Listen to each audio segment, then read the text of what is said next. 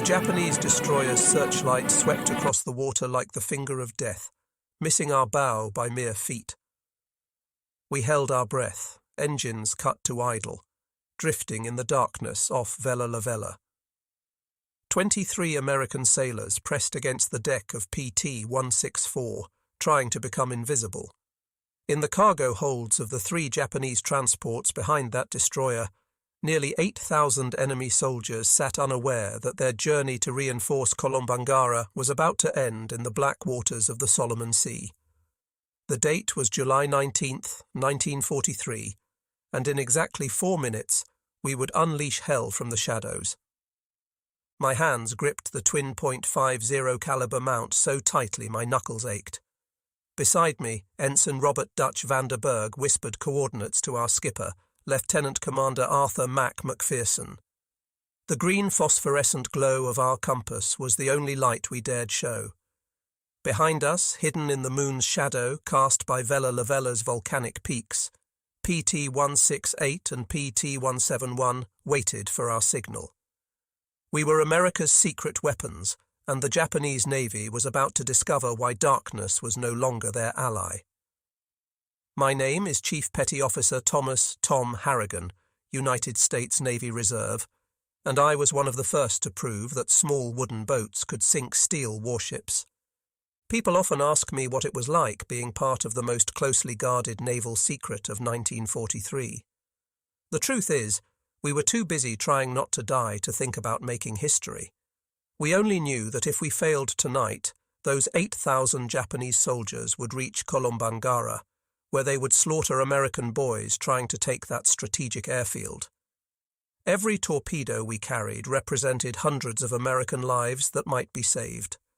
Every enemy transport we sent to the bottom meant parents back home who wouldn't receive that dreaded telegram from the War Department.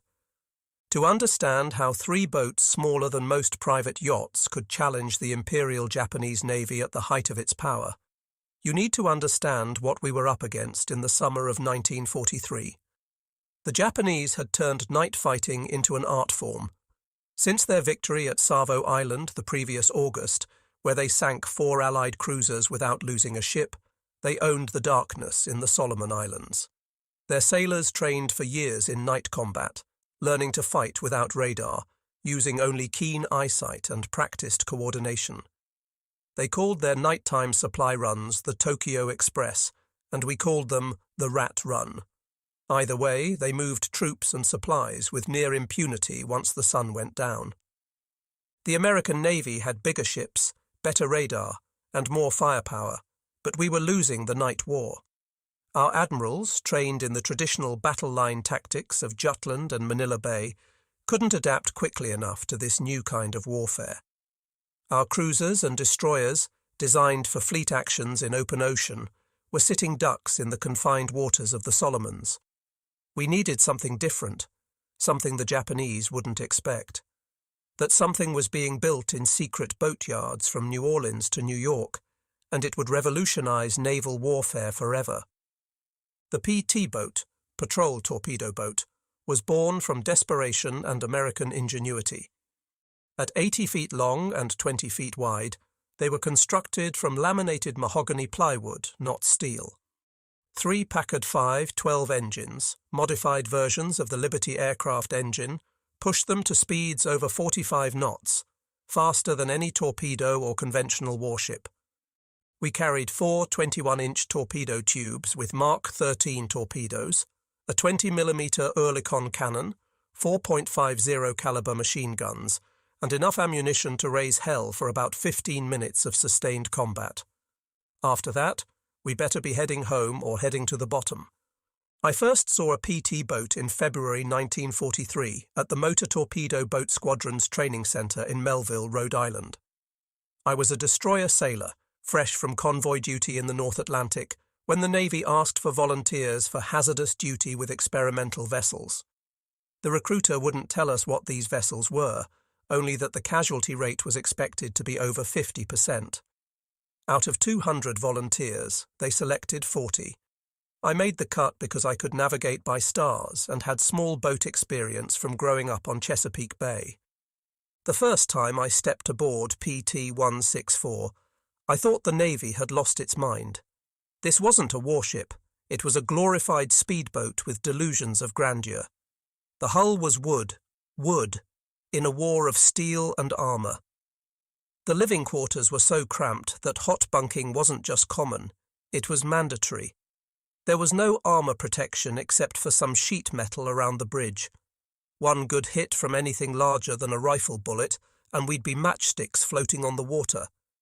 But then I met Mac McPherson, and everything changed. Mac was 28 years old, ancient by PT boat standards, with eyes that had seen too much already. He'd been at Pearl Harbor aboard the destroyer USS Shaw when the Japanese attacked, had fought at Midway, and volunteered for PT boats because, in his words, "I'm tired of being a target. Time to become the hunter." Mac understood something that would take the rest of us weeks to learn. PT boats weren't meant to fight like conventional warships. We were maritime guerrillas, seagoing assassins who struck from ambush and vanished before the enemy could react. Our crew was a collection of misfits and specialists who'd never have served together on a regular Navy vessel. Dutch van der Berg, our executive officer, was a Yale mathematics professor who could calculate torpedo firing solutions in his head faster than most men could work a slide rule. Chief Motor Machinist's mate Carlos Charlie Mendoza had been building racing engines in Los Angeles before the war and could make our temperamental Packards purr like kittens or roar like lions, depending on what we needed. Radio man second class. William Sparks Patterson came from the submarine service, where he'd learned to operate radios in absolute silence. Our torpedo man, gunner's mate first class Patrick Paddy O'Brien, was an artist with those mechanical fish. Each Mark 13 torpedo weighed 2,200 pounds and cost as much as a house back home. Paddy treated them better than most men treated their wives, constantly adjusting, cleaning and sweet-talking them. "These beauties," he'd say while polishing the bronze propellers, "are the only reason the Japs will take us seriously. One shot, one kill, or we're just expensive target practice." The rest of our 12-man crew included 2 more gunners, an engineer, a cook who doubled as a medic, and 3 seamen who did everything else. We were blacks and whites, city boys and farm kids, high school dropouts and college graduates, united by one simple fact. We were all volunteers who'd signed up knowing we probably wouldn't survive the war. Training at Melville was brutal and unforgiving. The Navy had learned from early PT boat losses that enthusiasm wasn't enough. We needed to be faster, smarter, and more vicious than anything the Japanese could throw at us. We practiced high-speed attacks until we could launch torpedoes accurately while bouncing across waves at 40 knots. We learned to navigate by sound and instinct when tropical squalls reduced visibility to 0. Most importantly, we learned to think like pirates rather than sailors. Commander James Wild Jim Patterson, who ran the training program, had survived the Philippines campaign and escaped Corregidor on one of the last PT boats out. He had a simple training philosophy. The Japanese expect you to fight fair. Don't. They expect you to follow naval tradition. Don't. They expect you to be afraid of the dark. Make them afraid instead. He taught us that our greatest weapons weren't our torpedoes, but surprise, speed, and sheer audacity. We arrived at our forward base at Rendova on June 30th, 1943, just as the invasion of New Georgia was beginning. The base was nothing more than a fuel dump, some camouflaged Quonset huts, and a rough dock hidden under palm fronds. The first thing we noticed was the smell: rotting vegetation, diesel fuel, and the sweet stench of tropical decay. The second thing was the sound of artillery fire from New Georgia, where Marines were dying to take the Munda airfield. Motor Torpedo Boat Squadron 9, our unit, consisted of 12 PT boats tasked with interdicting Japanese reinforcement attempts in the Central Solomons. Our mission sounded simple: patrol the waters between the major Japanese bases and sink anything flying the rising sun. The reality was far more complex. These waters were a maze of coral reefs, volcanic islands, and hidden Japanese strongpoints. The enemy had seaplanes for reconnaissance, coast watchers on every major island, and destroyer squadrons specifically trained to hunt PT boats. Our first patrol on July 5th was a disaster. 3 boats, including ours, attempted to intercept a Japanese convoy near Visu.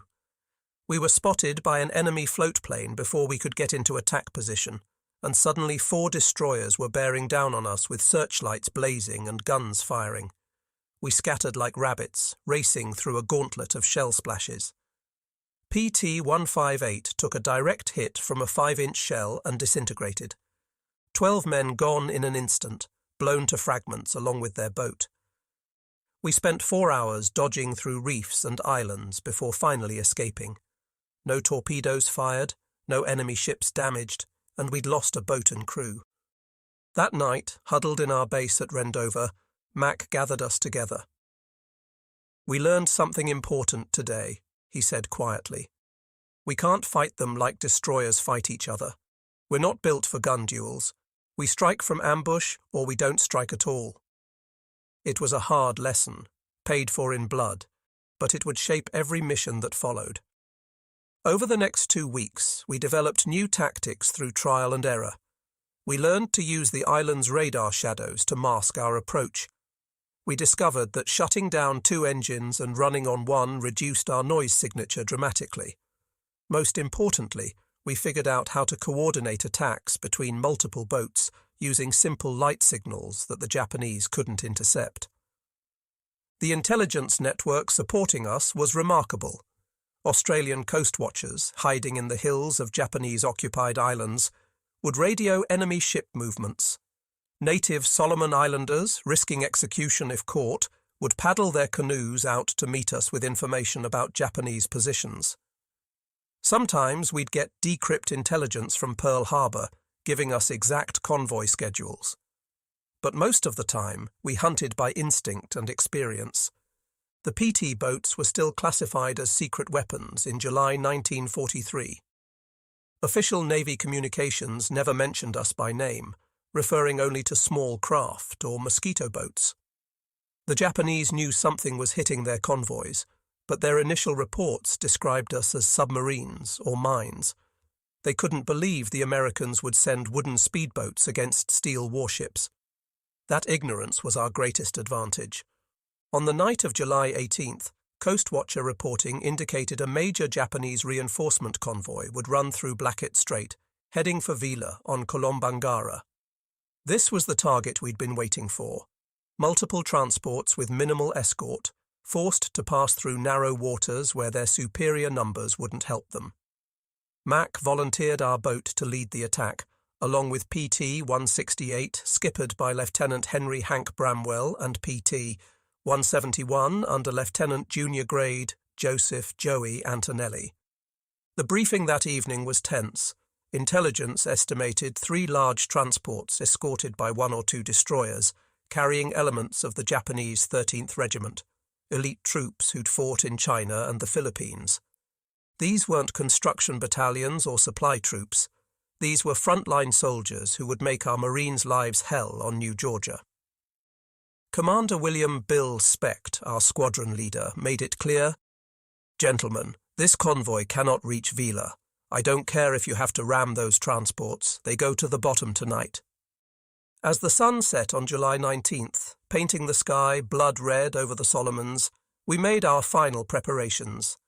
Paddy O'Brien ran through his torpedo checklist for the 5th time, setting the Mark 13s for a depth of 10 feet and the speed for 28 knots, optimal settings for hitting a loaded transport. Charlie Mendoza had our engines tuned to perfection, mufflers installed to reduce noise. Dutch Vanderberg plotted and replotted our attack approach, calculating currents, wind, and the moon's position. I checked my machine guns one last time, ensuring the ammunition belts fed smoothly. We loaded nothing but armor-piercing and incendiary rounds. Regular ball ammunition was useless against steel ships, but API rounds could penetrate bridge windows, start fires, and suppress enemy gun crews. Every 5th round was a tracer, creating lines of fire that looked like deadly fireworks in the night sky. At 20-30 hours, we slipped our moorings and headed into the gathering darkness. The 3 boats moved in column formation, engines muffled to a low rumble. As we cleared Rendover Harbour, Mac ordered us to test weapons. The night erupted briefly in gunfire as 12 machine guns and 3 20mm cannons barked into the empty sea. Then silence again, broken only by the rhythmic pulse of our engines and the hiss of water along our hulls. The ocean was rougher than we'd hoped, with a 2-foot chop that would make torpedo accuracy challenging. But it also meant our wakes would be harder to spot, and the wave action would mask our engine noise. Every advantage mattered when you were 80 feet of plywood attacking 400 feet of steel. By 2300 hours, we reached our ambush position off the north coast of Vella La Vella. Mac cut engines to idle, and we drifted in the darkness, waiting. The only sounds were water lapping against our hull and the distant rumble of artillery from New Georgia. Then, at 23:47 hours, Sparks Patterson picked up a transmission from Coastwatcher reporting, 3 large ships, 2 escorts, bearing 280, speed 18 knots, range 15 miles from your position. The hunt was on. Mac started 2 engines, keeping them at low throttle as we moved to intercept. The mathematics were simple but crucial. The enemy convoy was making 18 knots on a steady course. We could make 35 knots without creating too much wake. If we positioned ourselves correctly, we'd intercept them just as they entered the narrowest part of Blackett Strait, where they'd have no room to manoeuvre. At 00:18 hours on July 20th, Dutch spotted them through his binoculars, dark shapes against the starfield, exactly where they should be. The Japanese were maintaining perfect formation, 2 destroyers in the lead, 3 transports following, with another destroyer bringing up the rear. They showed no lights, but their size and regular spacing made them easy to track once you knew where to look. Mac's plan was elegantly simple and incredibly dangerous. PT-168 would attack from the port side, PT-171 from starboard, while we went straight up the middle after the lead transport. It meant passing between the escort destroyers, literally threading the needle between death on either side. But if it worked, we'd cause maximum confusion and have clear shots at all 3 transports. "All ahead slow," Mac whispered. We crept forward at 5 knots, barely moving, letting the convoy come to us. At 2,000 yards, we could hear their engines, the deep thrumming of massive diesels pushing thousands of tons through the water. At 1,500 yards, we could see individual details: the pagoda-style bridge of the lead destroyer, the cargo booms on the transports, even figures moving on deck. At 1,000 yards, Mac gave the signal. 3 clicks on the radio, and all 3 PT boats surged forward simultaneously. Our engines roared from idle to full throttle in seconds, lifting our bow out of the water as we accelerated to attack speed. The night shattered as we raced toward the enemy convoy at 40 knots, 3 small craft challenging steel giants. The Japanese were caught completely off guard. Their lookouts, trained to spot submarines or approaching destroyers, never expected attackers moving this fast from this close. We were inside their formation before they could react, racing between the escort destroyers at point-blank range. I opened fire with my twin 50s, raking the bridge of the nearest destroyer, seeing my tracers punch through windows and ricochet off steel. "Fire 1! Fire 2!" Paddy launched our first 2 Mark 13 torpedoes at 600 yards, impossibly close range where missing was almost impossible. The mechanical fish leaped from their tubes and splashed into the water, their props already spinning at full speed. Twin wakes of phosphorescent bubbles streaked toward the lead transport, a converted passenger liner carrying over 3,000 Japanese soldiers. The destroyer to our starboard finally reacted, swinging its searchlight toward us. The brilliant white beam found us instantly, blinding in its intensity. Immediately, their 25mm anti-aircraft guns opened fire, green tracers reaching out for us like deadly fingers. Shells splashed around us, so close that spray soaked everyone on deck. Then our torpedoes hit. The first struck the transport just aft of the bridge with a thunderous explosion that lit up the night like lightning. The second hit amidships, breaking the ship's back instantly.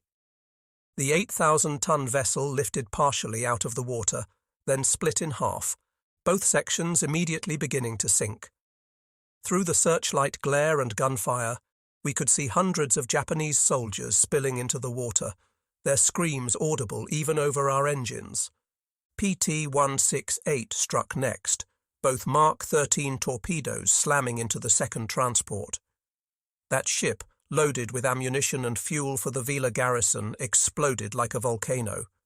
The blast was so powerful it knocked me off my feet, and a wave of superheated air washed over our boat.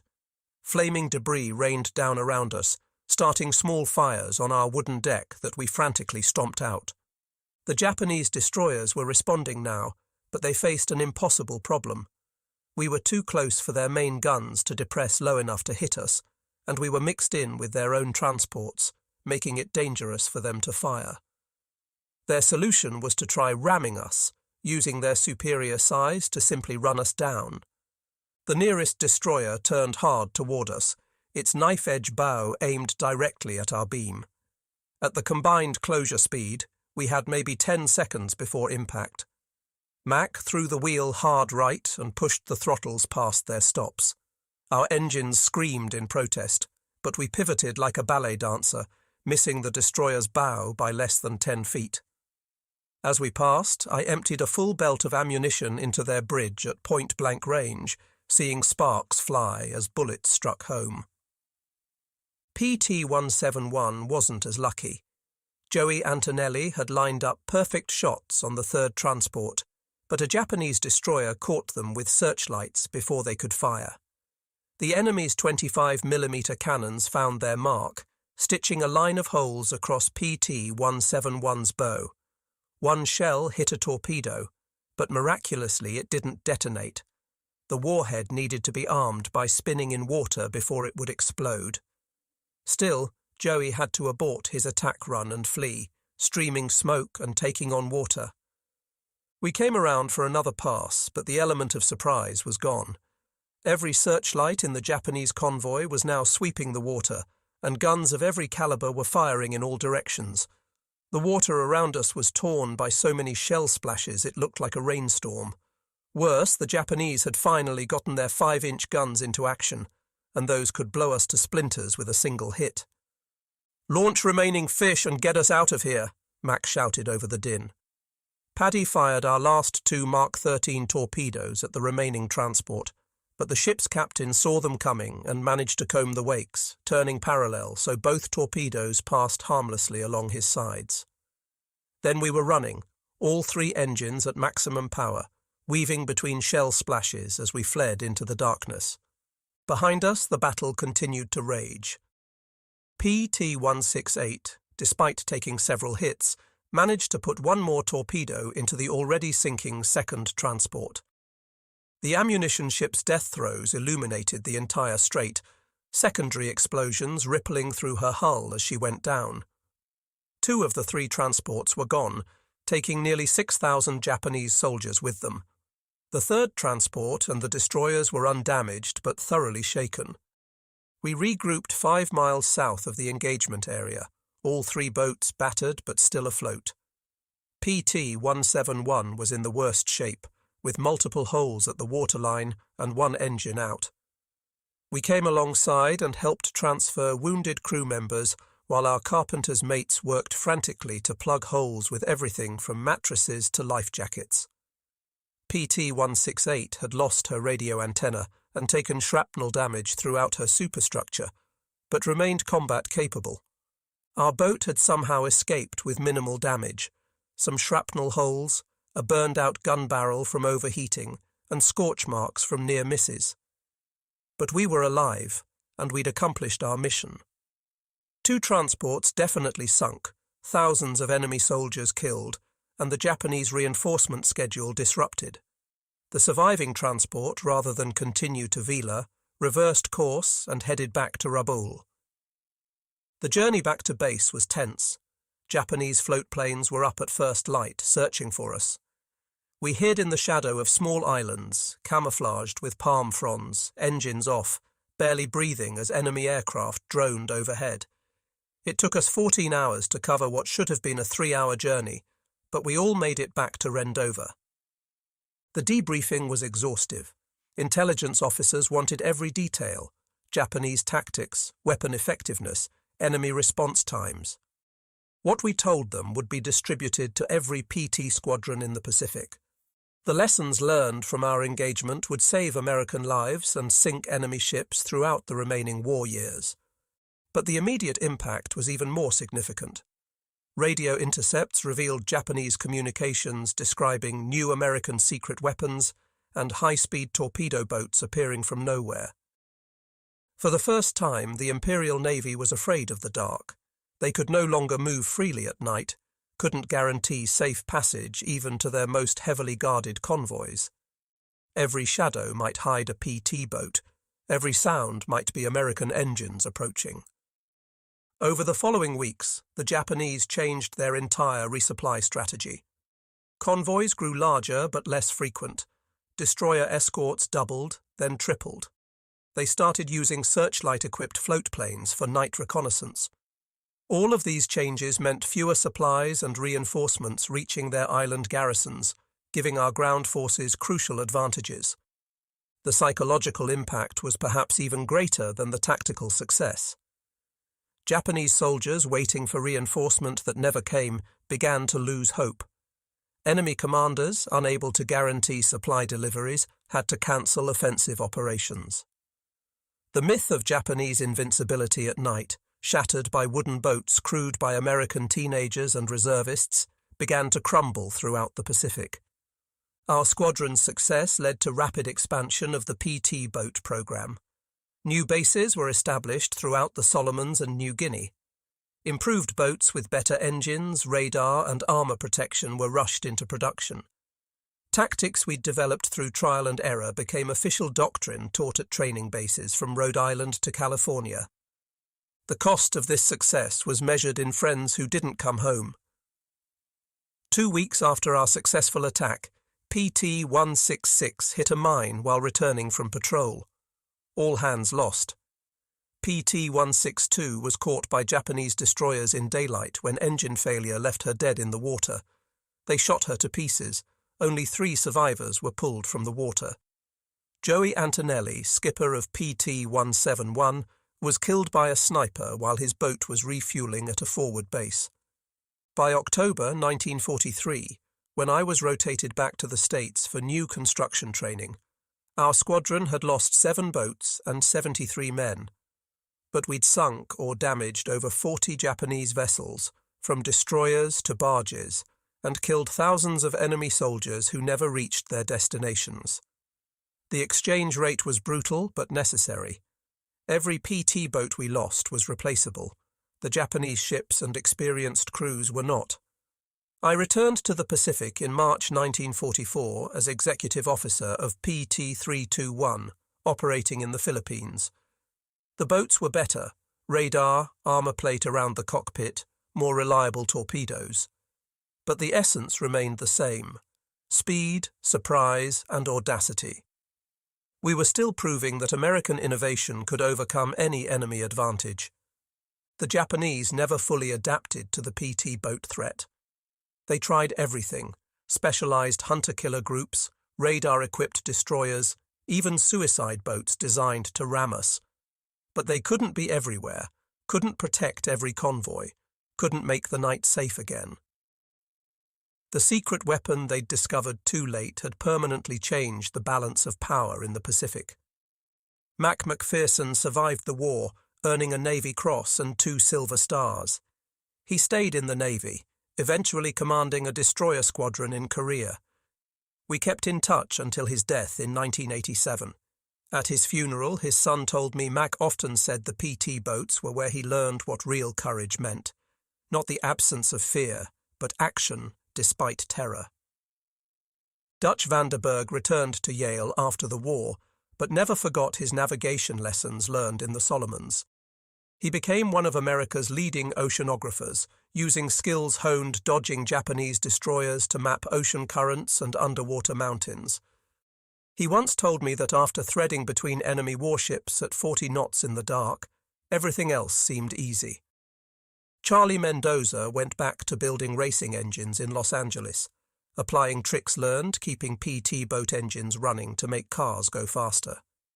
His garage became legendary among hot rodders, with a sign that read, "Speed Shop, we made PT boats fly." He'd tell customers that if he could make 4,500 horsepower push 50 tons at 45 knots, he could make anything go fast. Paddy O'Brien stayed in the Navy, becoming one of the service's leading torpedo experts. He wrote the manual on Mark 13 torpedo maintenance that was used until the 1970s, but he never forgot those torpedoes we fired that night off Vela La Vela. "Those were my fish that sank those transports," he'd say with pride. 2 shots, 2 hits, 6,000 Japanese who never made it to kill Americans. The PT boat story is often overshadowed by the bigger battles of World War II, Midway, Guadalcanal, Leyte Gulf. But for those of us who served on these tiny wooden warriors, we knew we'd been part of something revolutionary. We'd proven that technology and courage could overcome tradition and size. We'd shown that American sailors, many of whom had never seen the ocean before Pearl Harbor, could outfight the best navy in the world at their own game. The secret of our success wasn't really the boats themselves, though they were marvels of engineering. It wasn't our torpedoes, though when they worked, they were devastating. The real secret was the American spirit of innovation, the willingness to try something completely different when conventional methods failed. While our admirals initially dismissed PT boats as toys, junior officers and enlisted men proved that toys with teeth could change the course of a war.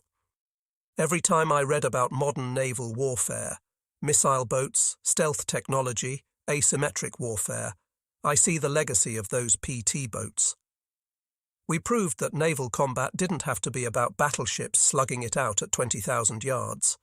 It could be about speed and stealth, about hitting where the enemy didn't expect and disappearing before they could respond.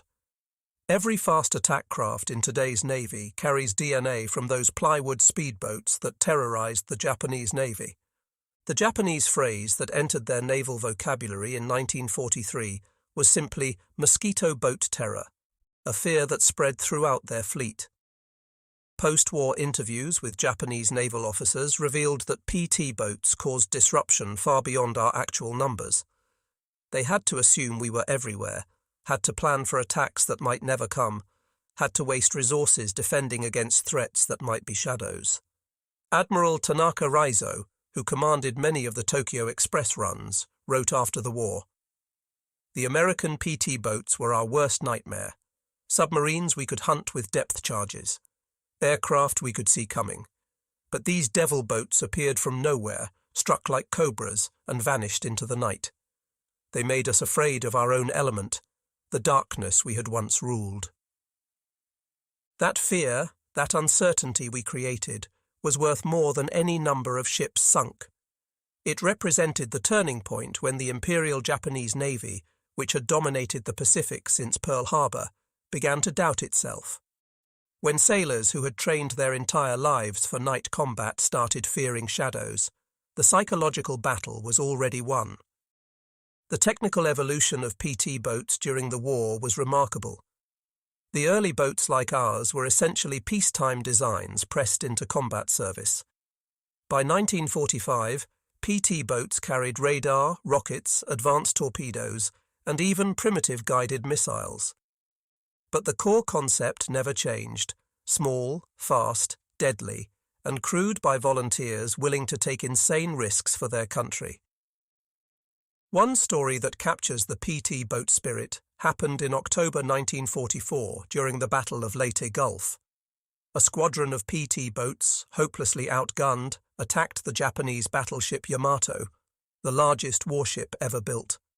Their torpedoes couldn't even penetrate Yamato's armor belt, but they attacked anyway, forcing the massive battleship to take evasive action and buying time for American escort carriers to escape.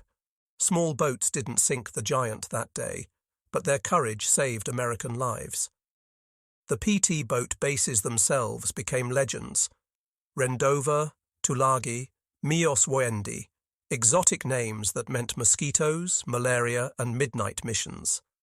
These weren't Pearl Harbor or San Diego with their officers' clubs and clean sheets.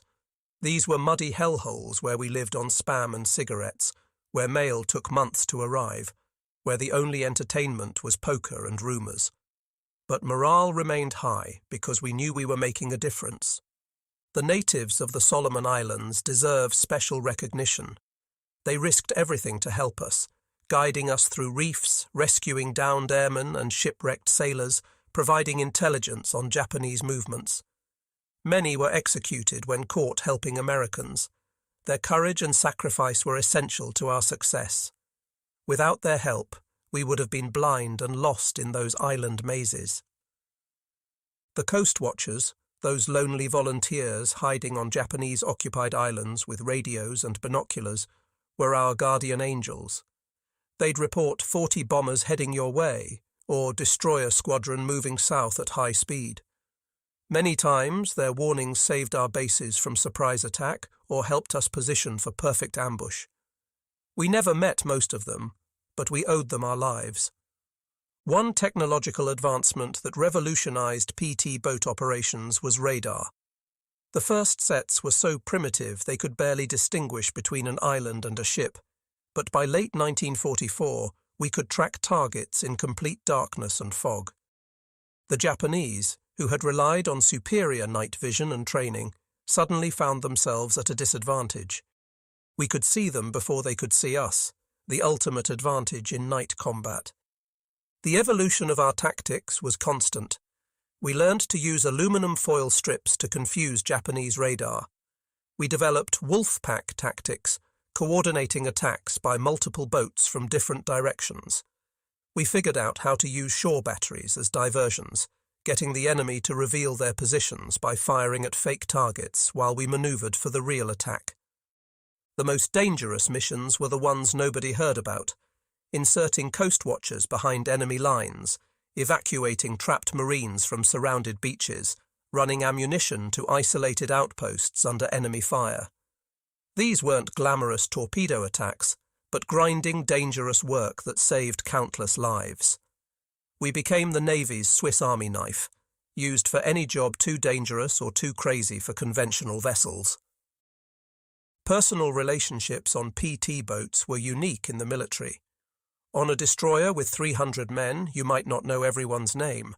On a PT boat with 12 men, you knew everything: who snored, who had nightmares, who got seasick, who could be counted on when things went to hell.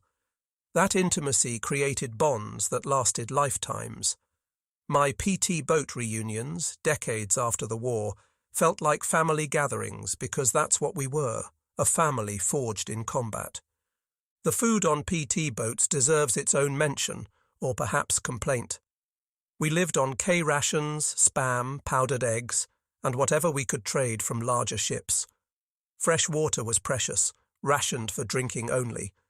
We washed in seawater, which left salt crystals that chafed and burned. Coffee, black and strong enough to float a wrench, was our lifeblood.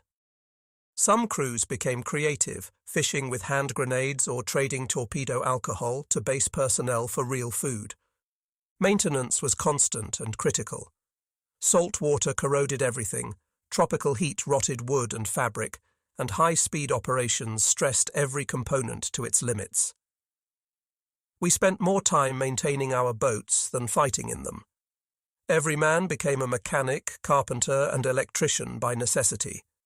A PT boat with engine failure in enemy waters was a death trap, so we treated maintenance like a religion.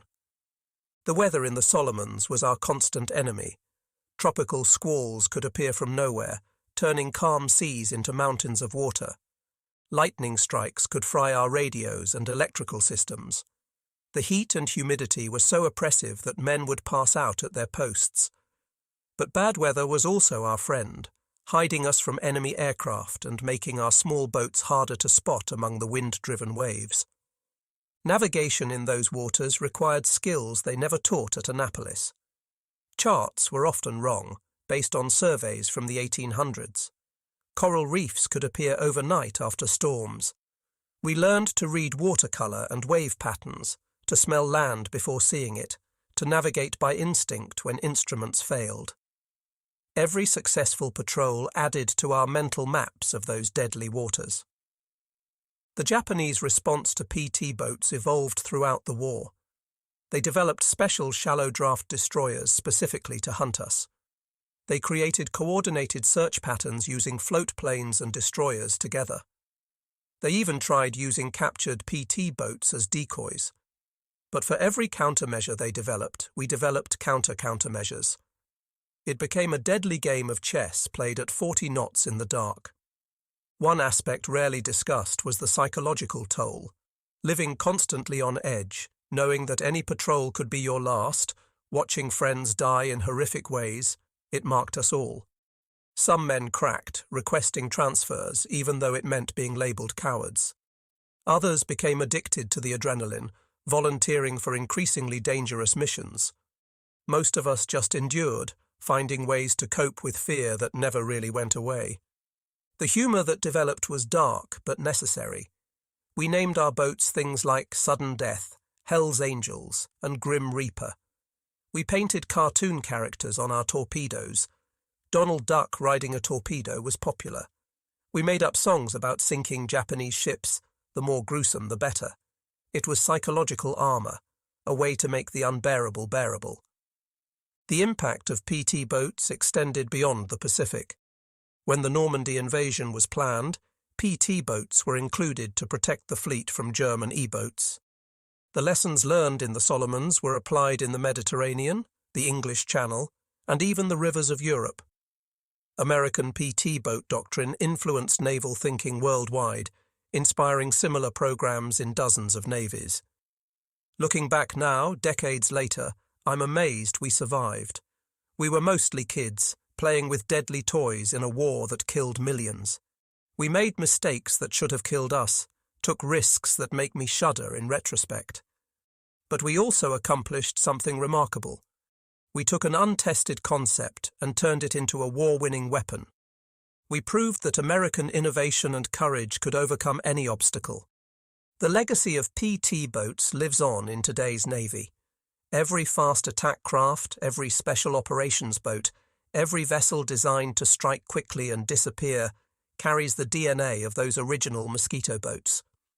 The sailors who crew them probably don't know about Nights Off Vela La Vela or the terror we brought to Japanese convoys, but they're our spiritual descendants, carrying on the tradition of speed, surprise, and audacity.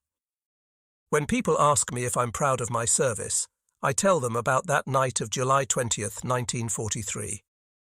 3 small wooden boats attacked a major enemy convoy and sent thousands of Japanese soldiers to the bottom.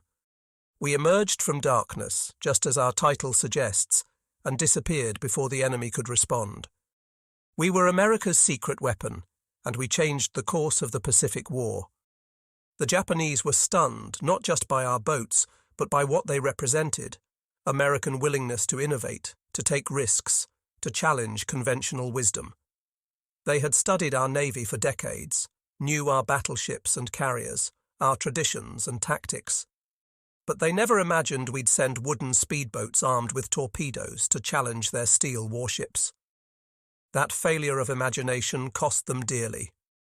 In the end, the story of PT boats is a uniquely American story. We took a British concept, powered it with Packard engines designed for aircraft, armed it with torpedoes originally designed for destroyers, and crewed it with civilians who'd never seen the ocean before Pearl Harbor.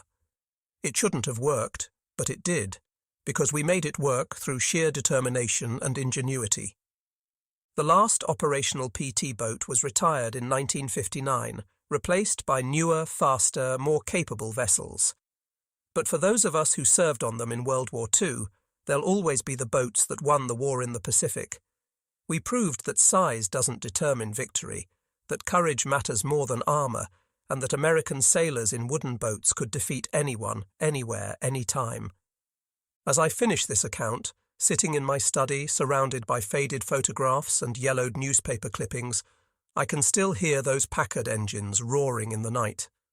I can still feel the spray of Solomon seawater on my face, still smell the cordite and diesel fumes. Most of all, I can still feel the pride of being part of something revolutionary, something that changed naval warfare forever. We were boys who became men in those wooden boats, fighting a war we didn't start but were determined to finish. We attacked from darkness because that's where we were strongest, where our speed and surprise gave us the advantage. The Japanese learned to fear the darkness they once owned, learned that American ingenuity could turn any disadvantage into an advantage. That's the legacy of PT boats, not just the ships we sank or the battles we won, but the proof that free people fighting for their freedom can overcome any tyranny. We were small, fast, and deadly. We were secret weapons that stayed secret just long enough to turn the tide. We were the mosquito fleet that brought down an empire, one torpedo at a time. The Japanese were stunned by America's secret PT boats because they represented everything the Imperial Navy hadn't expected from Americans: innovative thinking, aggressive tactics, and the willingness to risk everything on an unproven concept. By the time they understood the threat we posed, it was too late. The shadows they had once ruled now belonged to us, and from those shadows we struck without mercy until the rising sun finally set on Japan's Pacific Empire.